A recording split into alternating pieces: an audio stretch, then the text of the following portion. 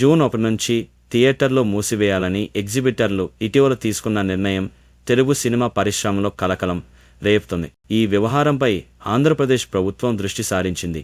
Cinematography, పర్యాటక శాఖల మంత్రి కందుల దుర్గేష్ ఈ విషయంలో జోక్యం చేసుకుని థియేటర్ల బంద్ నిర్ణయం వెనుక ఎవరున్నారో తేల్చాలని హోం శాఖ ముఖ్య కార్యదర్శిని ఆదేశించారు. ఈ పరిణామం పరిశ్రమ వర్గాల్లో తీవ్ర చర్చనీయాంశంగా మారింది. థియేటర్ల బంద్కు సంబంధించి ఎగ్జిబిటర్లు తీసుకున్న నిర్ణయం వెనుక ఉన్న కారణాలపై సమగ్ర విచారణ జరపాలని మంత్రి కందుల దుర్గేష్ హోంశాఖ ముఖ్య కార్యదర్శి కుమార్ విశ్వజిత్ను ఆదేశించినట్లు జనసేన పార్టీ తన ఎక్స్ ద్వారా వెల్లడించింది.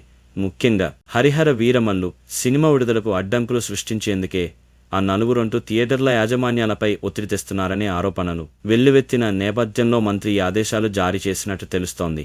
ఎగ్జిబిటర్లు, డిస్ట్రిబ్యూటర్లు కలిసికట్టుగా ఒక బృందంగా ఏర్పడి ఇలాంటి నిర్ణయాలు తీసుకోవడం వెనుక ఉన్న ఉద్దేశాలను కూడా పరిశీలించాలని మంత్రి సూచించారు.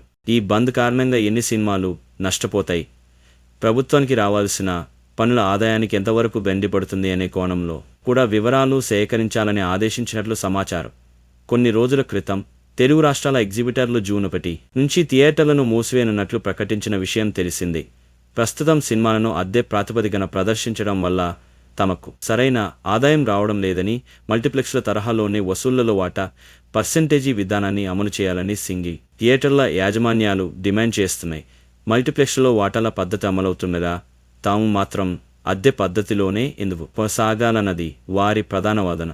ఈ సమస్య పరిష్కారానికి నిర్మాతలు ఇప్పటికే ఎగ్జిబిటర్లు, డిస్ట్రిబ్యూటర్లతో ఒక విడత చర్చలు జరిపారు. తదుపరి చర్చల కోసం శనివారం మరోసారి సమావేశం కానున్నట్లు తెలుస్తోంది. ఈ సమావేశం అనంతరం థియేటర్ల బంద్పై తుది నిర్ణయం వెలువడే అవకాశం ఉంది. ప్రభుత్వ జోక్యంతో ఈ సమస్య త్వరగా పరిష్కారమవుతుందని పరిశ్రమ వర్గాలు ఆశాభావం వ్యక్తజేస్తున్నాయి.